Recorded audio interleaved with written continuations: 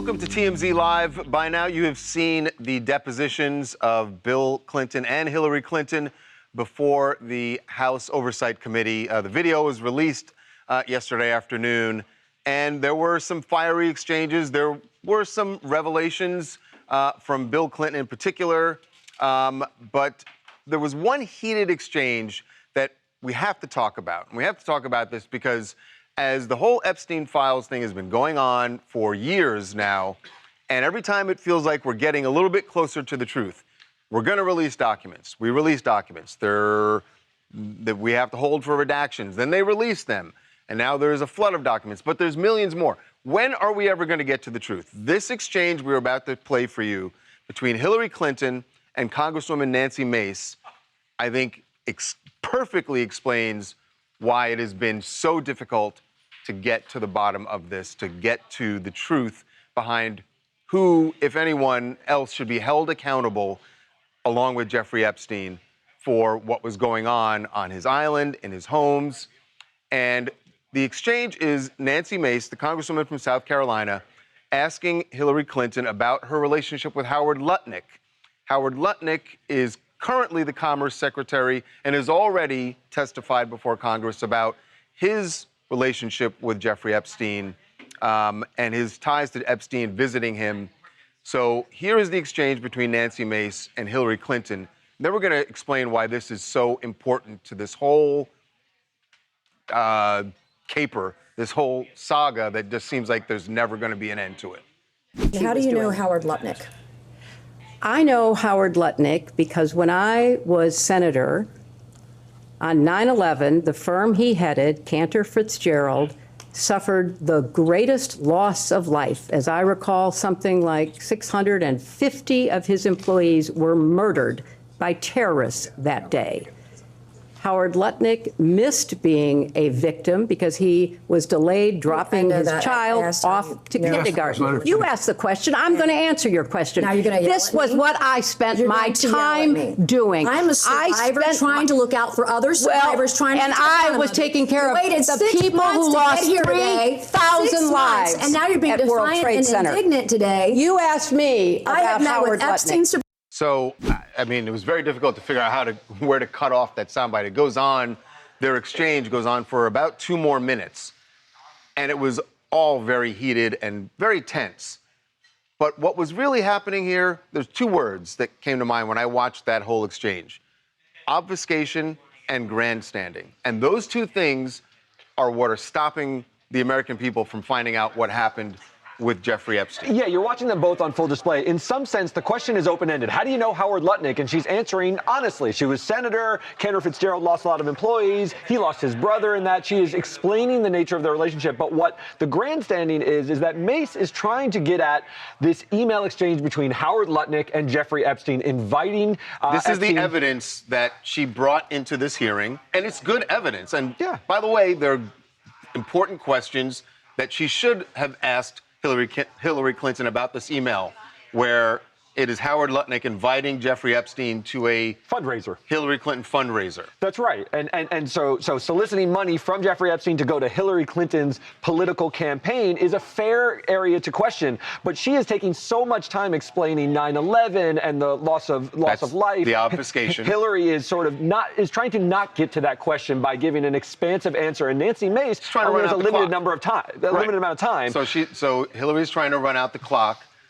But Nancy Mace is also taking time. Is also taking time. But I'm sure like Nancy Grace probably is. I did the same thing before. Acting like Nancy Mace in the moment is also taking time to grandstand and yell at Hillary Clinton, saying that I am trying to get to the truth for the survivors because I'm a survivor. She's playing the card that Nancy Mace has very famously and publicly revealed that she was a rape survivor. I believe when she was 16, she was raped. And so And Clinton has to be careful mentioning about that, this. right? Yeah, and so she starts to walk a line. She wants to yell at Hillary Clinton, say that you're trying to hurt survivors, and I'm trying to fight for survivors. Doesn't this make you think nothing is ever going to come of this on both sides? Everyone's just protecting their own asses. and nothing is going to come. You're right, because it's an impossible scenario. You're trying to get at the truth, but it's not a court of law. What it is Congress, and a congressional deposition has grandstanding politicians who want to be elected and score political points, and it has Hillary Clinton who wants to avoid any connection to this Epstein mess. So it's not a good venue to have the truth come out. I guess what I wish had happened is that Nancy Mace had let her finish her answer. I mean, speed her along to get to the point of, all right, now we know why you knew him. What about this fundraiser? Did Jeffrey Epstein actually go to the fundraiser? Did you meet Jeffrey Epstein? Did you have any other conversations about fundraising? Those are the questions that would have been valuable, but we never got to it because one of them was obfuscating and the other was grandstanding. If you can't cut off someone who's giving an expansive answer without it getting testy, and that's why the exchange got testy. Remember, Hillary Clinton is a lawyer as well. She understands the game of stringing out the answers, cutting off the time. Nancy Mace knows she knows this, and it just turns into a mess. So will we ever get to the truth? It doesn't feel like. No. Hi, my name is Frank Simone Duncan. I'm here in Detroit, Michigan. And seeing this is actually pretty triggering for me as a survivor myself. Witnessing people actively disregard accountability and talk about someone's character in a positive light when we're actively saying that they did something wrong is very dismissive to our pain. So when you do that, you're basically telling us that what we went through is not important, that it shouldn't be considered, and it's terrible. It's terrible evidence. I feel for you. I understand what you're saying, and I know that's what's happening. I feel like that's happening for all the survivors who are watching this and hoping that we're getting closer and closer, and it feels like you are, but then things like this happen and you go, are we actually getting closer? It just doesn't feel like it sometimes. Justin Timberlake's DUI, his DUI stop, which ultimately he was not convicted of DUI because of the plea deal he struck. But that whole scenario, that whole saga that played out, a year and a half ago, is not over yet. In fact, just yesterday, we broke the story that Justin Timberlake filed a lawsuit demanding that the body cam footage from his DUI stop never sees the light of day. What's interesting about this is the fact that he has now filed a lawsuit over it when we were told, all of the media, not just TMZ, were told when the case was over after he struck his plea deal and he basically pled guilty to a traffic offense, that the body cam footage would never be released because both sides, the prosecutors and Justin Timberlake, had agreed that it would not be released to the public. So a year and a half later, why is he now filing this lawsuit? Very good reason, because there have been different media organizations that have been poking around, including one filing a FOIA request, Freedom of Information Act request, to try and get this video.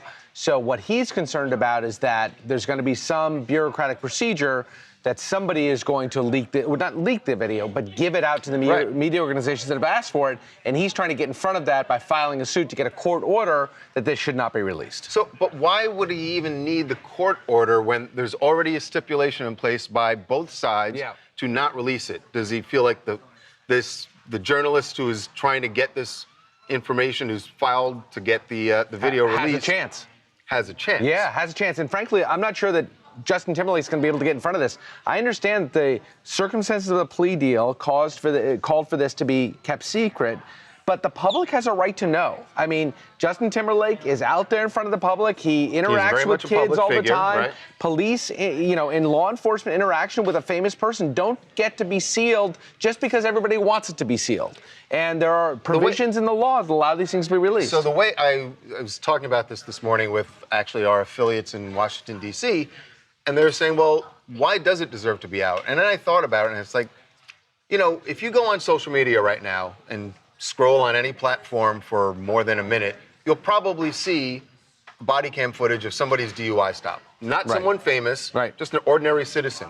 All that stuff gets released because, particularly a DUI stop, is a crime that affects the public. For sure. And so all those videos get released. So why should, to your point, why should Justin Timberlake get better treatment than the average Joe. Yeah, and the answer would be that there was a plea bargain. In the law, our legal system is reliant upon plea bargains to be entered into and enforced, because if not, every case goes to trial, a system would bog down. So that's going to be Justin Timberlake's response, which is, I understand the public's need to know, but I would not have pled to this case, to this crime, but for the fact I was told it's going to be. That was part of the deal. That was part of the deal.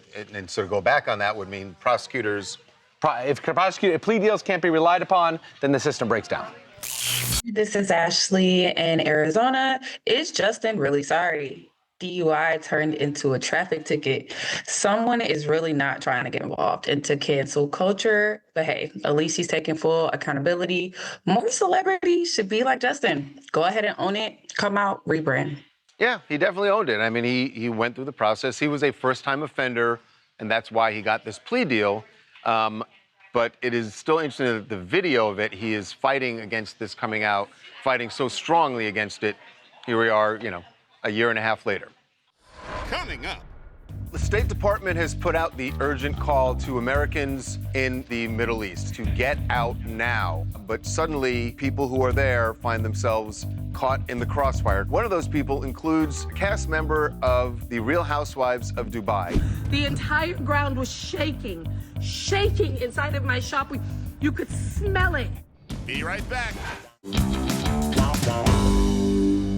The State Department has put out the urgent call to Americans in most of the Middle East. 14 countries, the State Department has warned all Americans to get out now and get back to the U.S. if possible, but certainly leave the region, because we have seen Iran at this point has fired back with missiles, with drones, some of them hitting big tourist areas that have always seemed safe, like Dubai. But suddenly, people who are there find themselves caught in the crossfire, quite literally. And one of those people includes a cast member of the Real Housewives of Dubai. Caroline Brooks has been in Dubai for more than 10 years. She's lived there almost 20 years.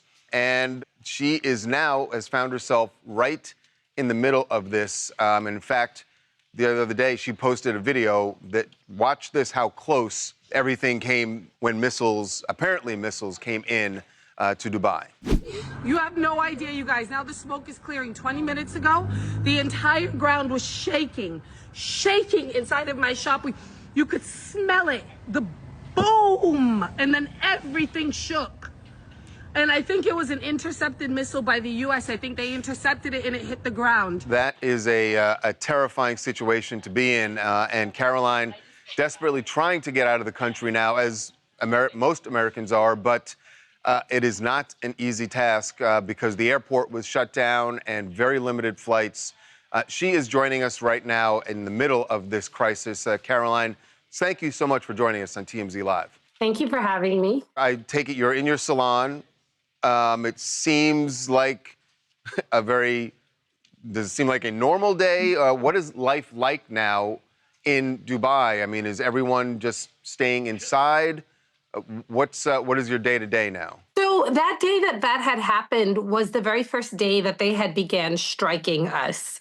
And we had just heard about it. Like, I was just reading stuff online, and I had heard stuff from different people who had called me like, oh, I just heard one now. So I was reading things that different people were saying, oh, yeah, America has just attacked Iran. They're going to hit us back, whatever. So I was just like, oh, I don't know what's going on. A couple of hours later, I was just getting ready to clean up my salon and go. And I heard this loud, huge boom while we were vacuuming the floors. And all the windows started shaking and everything. And now I hear it was like an unmanned, unarmed, whatever thing that fell. Right. And I don't know if the UAE intercepted it or not. I never really looked into it, but it had fallen in City Walk where my salon is. And it was literally just meters away from us. And it was very scary. So, are you getting any information there from the government, from local authorities about what sort of defenses they have in place in case? Oh, yeah. So they have, the UAE, I think hundreds of missiles have already entered into our airspace, and they shot them all down. So they have a very, very good defense system here. I think after day 1 or day 2, when everyone was super scared, I think by now around day 4, we're all a little bit more calm now that we see the level of defense that they do have, and they're really keeping us safe. Is it alarming, though, when you hear this warning from the U.S. State Department saying that all Americans need to leave these 14 countries, including the UAE? And I'm sure you hear that, and that's got to be somewhat alarming. But you also really don't have a way to get out, right? I mean, I know the airport was shut down. Is it opening up a little bit now? Well, I mean, to answer your first question, yes. When I woke up this morning and I saw that memo from the State Department, that freaked me out. Because, like, if America tells you to get out from somewhere, they probably have a reason to be saying get out, you know? And that was, I think, the first time where I truly felt unsafe. I felt unsafe after I read that. And then what made me feel worse was when we realized we couldn't leave. So I think it's putting a lot of Americans in a very uncomfortable position. Overall, I always feel safe here. But at the moment, if America tells us that it's unsafe and that we should go as U.S. citizens, we feel a little bit uncomfortable and scared. I completely understand that. I can't imagine what you're going through. And also, you're not there by yourself, right? You have a son who's with you. Yeah. How is he dealing with all of this? He's doing good now. The first couple of days, it took a little bit of me trying to calm myself down in order for him to be calm. Because the first couple of days, every single boom would make us jump. And so I would freak out, and then he would freak out. And then he started to tell me on day 3 about every single sound he would hear. And when I started to say, oh, it's okay, don't worry about it, we're fine, that's when he started to cope a little bit better now. So what do you do as far as getting out? And I know Boston is home for you, right? Is that ultimately where you're trying to go? Where you're trying to get to? Yeah, ultimately, we're trying to get home to Boston. My mom is really scared. And she just wants us there as soon as possible. And then this has been home for 16 years. So as soon as things clear up and it's safe, we'd like to come back. It's safe now, but I mean, if they're asking for American citizens to go, I comply with the government. I understand what you're saying, that it's safe because of the defenses, but to be hearing, things blowing up multiple times a day, I can't, it may be safe, but it's still got to be... there's still a risk. There's no ever any real guarantee that a debris can't hit you or something. So there's always going to be a risk. So wherever there's risk, and if you can avoid it, avoid it. Is there anything sort of operating in Dubai as a business as usual? Like, are clubs open? Or are you having any customers coming to your salon? I mean, Yeah. Shockingly, everybody seems to try to be getting back to normal life. Things are getting back to normal by day 4. I would say yesterday is still a little bit tense. And then America released that message trying to evacuate us all. So that, I think, got everybody a little bit scared again. And I think it just reignited everything. Caroline, I'm really curious that, here in America, everyone was sort of aware that we were building toward this. There were a lot of stories about when the attack was going to happen, the buildup of American military in the area. So everyone kind of felt like this was bound to happen sooner or later. I'm wondering how Americans and just people in general in Dubai felt about that. Was that something you were aware of, people were talking about, or did this all come as a shock? It wasn't a shock because we heard President Trump talking about it repeatedly and the possibility of it happening if there was no negotiations and things like that. So that part wasn't a total shock, but I think what shocked everyone was when we could physically feel and hear like things coming into our airspace.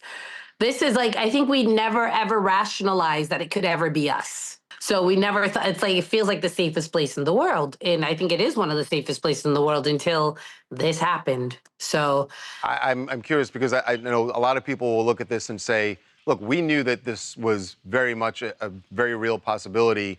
And why didn't people like yourself get out beforehand? We didn't know. We truly did not. I mean, there was no real, like, I don't think the U.S.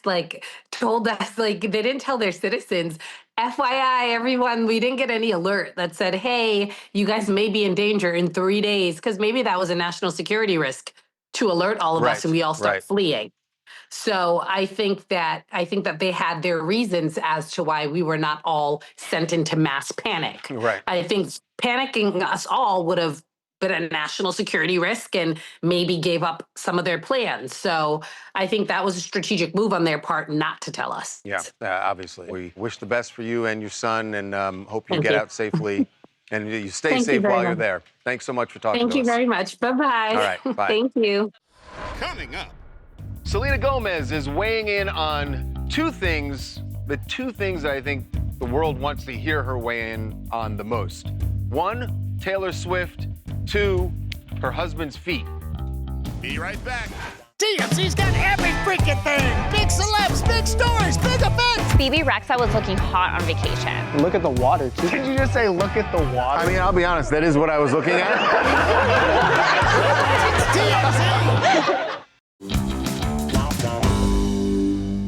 Selena Gomez is weighing in on two things that I think the world wants to hear her weigh in on the most.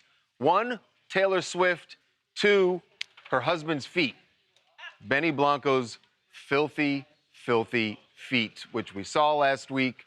And Selena has a response to that. We'll get to that in a moment. But first, Taylor Swift. Yes, I actually had Taylor Swift taking the back seat to Benny Blanco's feet there. Apologies to Swifties, but I just felt like his feet were more important. But Taylor Swift did come up during the latest episode of Benny's podcast that he does with his buddy Lil Dicky and Lil Dicky's wife.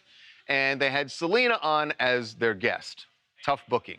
And they started talking about her relationship with Taylor Swift and actually talked about one of Taylor's songs, which I think Swifties have long suspected was about Selena, but here's what Selena had to say about Dorothea. It's very clear that you literally connect with Taylor's music on a different, you connect with A million%. I feel, well, Dorothea's about me, one of her songs. Oh. And I feel like a lot of moments, huge moments that were self-defining, from relationships to family to love to hate, all of it in between. We were figuring it out because I was 15 and she was 18, and we didn't really know what was going on. And so we've never seen each other any differently. I don't know the song well enough to know if that's interesting. I know there were a lot of Swifties who are really interested to hear that. Is it that interesting? Yes, it is. When somebody is actually confirming that that number one, Taylor Swift has written a song about them, but number two, kind of breaking down all the Easter eggs in that song and telling Swifties you got this one right is pretty cool. People thought, of course, it was about Selena because it talks about a friend moving away, gets new friends, and gets a new boyfriend, and Is she complaining that No, Dorothy is getting new friends? No, it's just kind of the sadness of losing a friend or becoming distant from a friend, and that, is now confirmed as Selena Gomez. But of course, they have been so tight over the years. People think that maybe Selena's going to be the maid of honor in Taylor's wedding. Ooh, that is a big question. So I wasn't here last week but everyone pointed it out to me this morning. It was a big thing. So on last week's episode of of their podcast, Friends Keep Secrets, we saw his feet were just filthy. So nasty. And as you can see, they're on the couch, and people are just wondering, what the heck? Number one, why are his shoes off? But keep your dirty feet off my couch, man. He was on the asphalt, and then he revealed later that he was just, quote, walking around Little Dicky's house. So then you're like, does Little Dicky not have a housekeeper? There's so many questions. So there was a response to it on this week's episode when Selena was on the show. They didn't actually reference it, but it's pretty clear what Selena, this is a shout out to the fans. That she's cool with his feet. She kissed the right on it. It wasn't even an air kiss. I mean, this is Hollywood. You can get away with an air kiss. Oh. And instead, she actually kissed him. Thankfully for her, the feet did seem to be clean. Yes. This time. Yes. cleaner. Hi, my name's Delaney. I'm in Oklahoma. It's been so cool growing up with them as an OG fan, seeing that they both have found love and people that love and accept them for exactly who they are. Do you think that, did you see the part where Selena said, yeah, it's nice that we both found really good dudes? Everyone in my office this morning was saying, yeah, they had to date some trash guys before they got to their husbands or fiancés. Is that fair to say that all their exes were trash? Well, I don't know them personally, but I'm the same age as them. So growing up with them, I dated my own, had bad boyfriends and things, and their music really helped me get through all those times. So it's just really nice seeing them find someone that really loves them. All right. Sounds like you're going on more toward the trash side. All right. Coming up. The rumor that Zendaya and Tom Holland have already gotten married. We're calling it a rumor, but it really came directly from the mouth of Zendaya's longtime stylist, La Roche. We know she's gonna be getting married. Are we thinking about the looks already for the wedding? Be right back.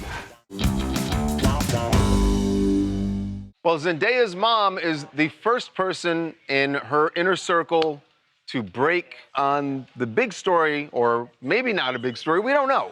But the rumor that Zendaya and Tom Holland have already gotten married. Now, we're calling it a rumor, but it really came directly from the mouth of Zendaya's longtime stylist, La Roche. And this is what he said to ET at the Actors Awards. You and Zendaya have the relationship that every stylist and every celebrity would love to have. We know she's gonna be getting married. Are we thinking about the looks already for the wedding? Do you come to her and say, hey, Zendaya, I think, or does she say, this is the bride I wanna look like? Y'all, the wedding already happened. Y'all missed it. Well, the other day they said she had on a gold band, and folks were wondering. The wedding's over, sorry. Would you stop? I don't know. I'm so torn this on is what Zendaya's mom had to say about this. She obviously saw that interview, and she posted and said, the laugh, with a laughing emoji, which seems to me like she's pointing out that La Roche was laughing at the end of that statement, and so therefore it's all a joke. That's just a big interpretation, but it's the best we're getting, because nobody in their camp will say yay or nay. Right, and what's interesting also is the fact that they haven't addressed it. However, they are very private people. They don't often comment publicly on stories about them in the press, in the public. Which is why it was so bizarre that La Roche went out and said this. Right, I have from the start of this, from Sunday night, thought how weird to have your stylist announce the person making the announcement. They are both huge stars, especially with her. They could announce their wedding and have a Vogue cover or something like that. So it's weird that the stylist would be the one announcing something so personal for them. I mean, if we're taking bets, I don't think they're married. I don't think they're married. But I feel like La Roche was just having a good time. And he's making a lot of headlines too. And said something that would get a lot of headlines. It's just interesting to me that they haven't addressed it. Either way. They obviously know. Right. And I think this is the hint that her mom is, and maybe that's all we're going to get at this point. But we will see. Hi, my name's Peter from Connecticut, and honestly, I think the wedding could have maybe happened, but I live for La Roche just being messy and starting this whole thing. And I just can't wait to see Zendaya's wedding photos, because I know they're going to happen eventually. I know she's going to look absolutely sickening in the dress with whatever law put her in. And honestly, Zendaya's mom joining in on the fun is just adding to it all. And I'm just living for it. You used the right word, messy. Very, very messy, Mr. Roche. Teyana Taylor is heading out of Hollywood after her appearance at the Actors Awards on Sunday night, where she was kind of upstaged, although I think happily upstaged by her daughter, Rue. 5-year-old Rue was belle of the ball, and this was a very cute moment where she helped mom out, holding up the train to her dress, and everyone, the press, ate her up. So we got Teyana as she's leaving Hollywood. She was at LAX, and yes, Rue was still with her, and still stealing the show. Teyana, how nice is this to get to share this whole amazing experience with your kids? It's everything. I mean, just getting to share these moments with them, I think that's the most special part of it. And my favorite thing about the carpet is that I got to help my mom fix her vest. Because I knew she could have been down in her vest. Oh my gosh, that's so cute. And your fashion is amazing too.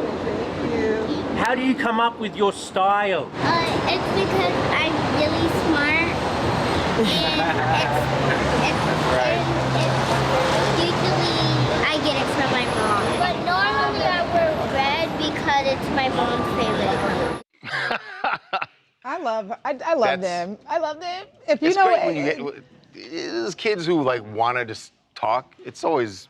If you know anything about Teyana Taylor's kids, though, both of her kids, her older daughter Junie and Rue, have the biggest personalities. They are always just doing things like this. This is not surprising that Rue came in, stole the shine, took over her mom's interview because they're stars themselves. If you remember, Teyana kind of was like a child star. Yeah. She started very young. I 1,010% see Rue and Junie following in mommy's Both footsteps. going into showbiz. Yeah, 1,000. They have the personalities, and it's just like naturally them. You see them on social media. They're just really fun kids. I wonder. So Junie is 10 years old, right? Yeah. And Rue's like but 5. didn't come to the awards. I heard someone say this more because she wanted to go to a friend's birthday party or something. And she's been going to other awards with her mom, so she's like, you know what, been there, done it, seen her win a few times. I'm getting old. She's a diva. She's a diva just like her mom. So yeah, I love these kids. Hey, it's Stephanie in Alpharetta, Georgia, and Rue is just the cutest. I think they came in thinking they were about to interview Teyana, and Rue was like, no, this is not my mom's show. This is our show. This is the Rue show. Yeah, I told Charlie, our camera guy, I said, it seems like you actually talked to Rue more than Teyana. He said, yeah, Rue wouldn't let mom talk. Coming up. We actually first spoke to Zach Yadagari back in 2025, and he was launching a company. The amount of money it's making is going to blow your mind. We just sold the company to MyFitnessPal. Be right back.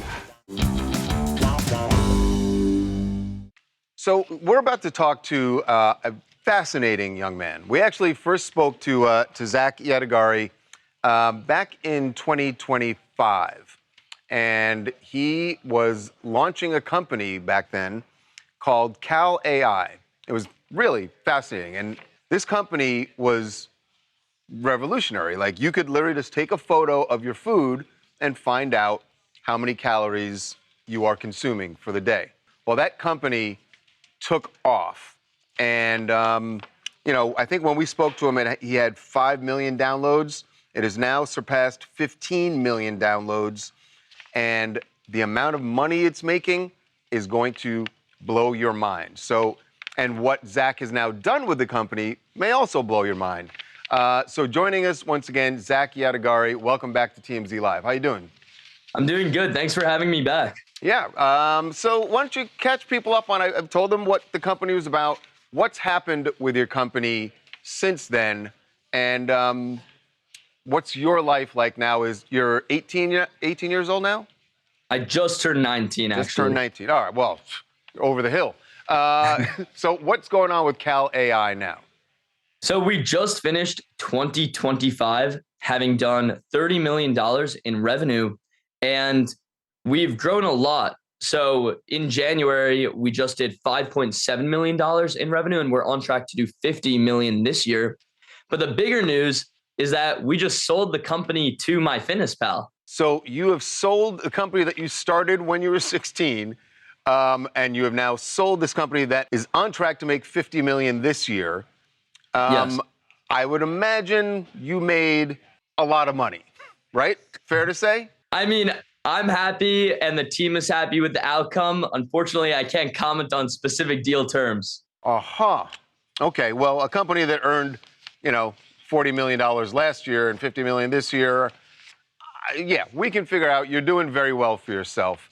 Now, I remember when we spoke to you, one of the things that we talked about was whether or not you were going to go to college. So you're 19 years old, you've sold this company for a lot of money, can't say exactly how much. Now what do you do? So I actually currently am a freshman at UMiami. That was one of the 3 colleges I got accepted into after getting rejected from all the Ivy Leagues, all the top schools I applied to. And I've been really happy there. Living in Miami has been great. So, yeah, wow, what a great time to go to Miami, right? Did you go to the national championship game? Yeah, it was. Of course you did. Close end.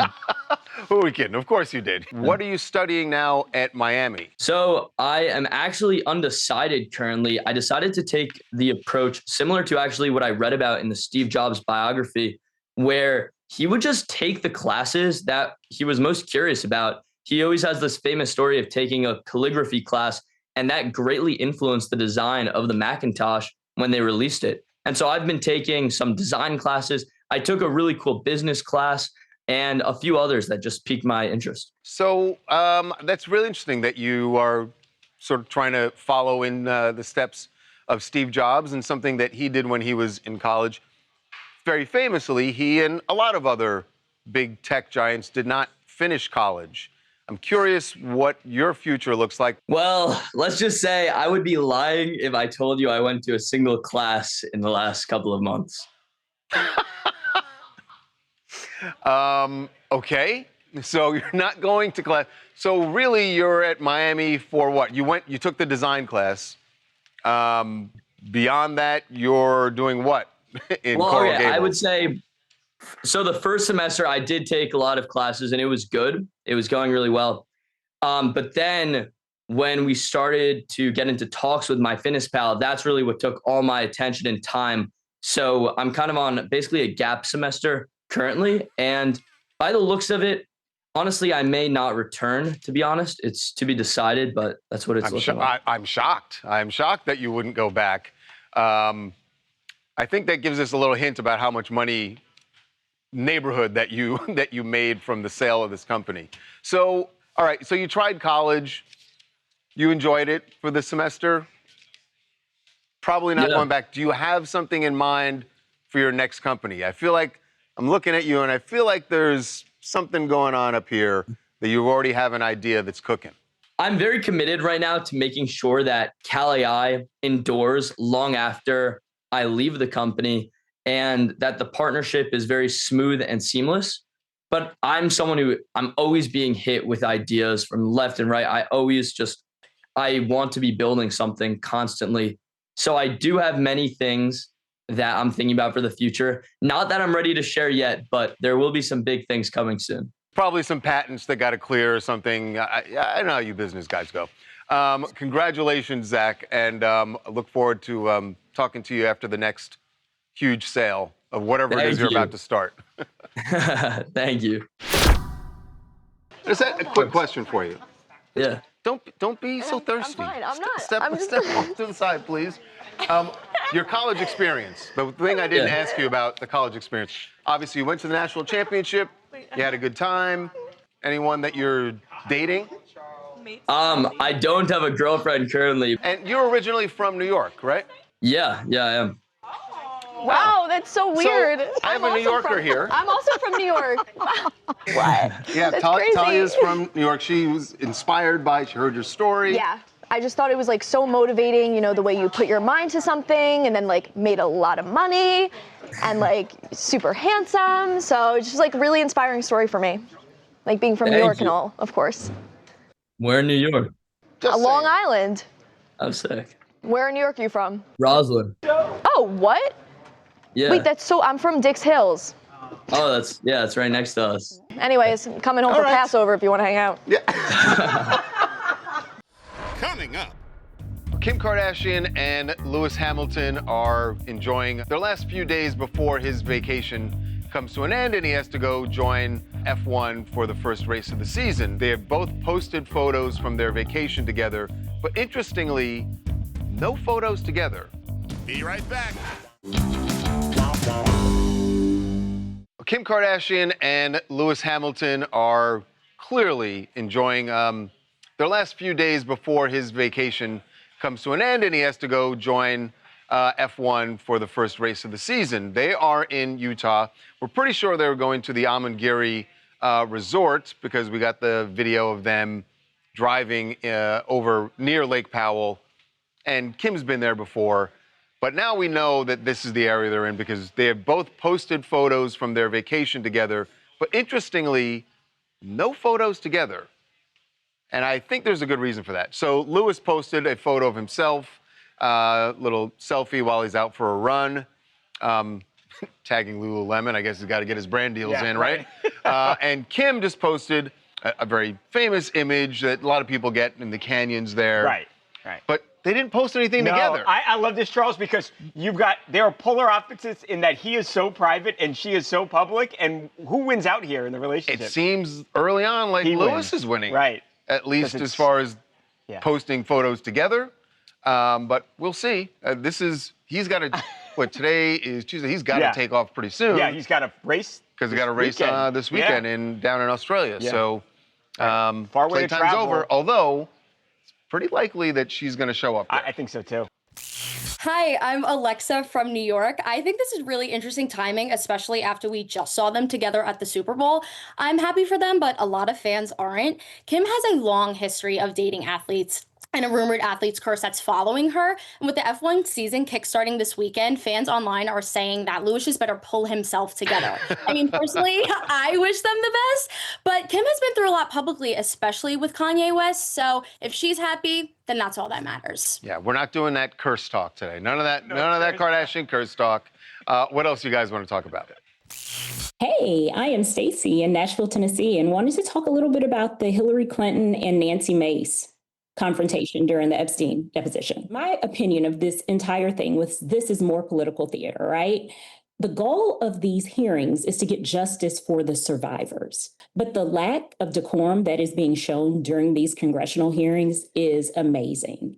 So what we're seeing is just arguments back and forth and an ongoing circus, and we're not getting any closer to justice for the survivors. Yeah, I mean, sadly, this is kind of par for the course with almost any congressional hearing.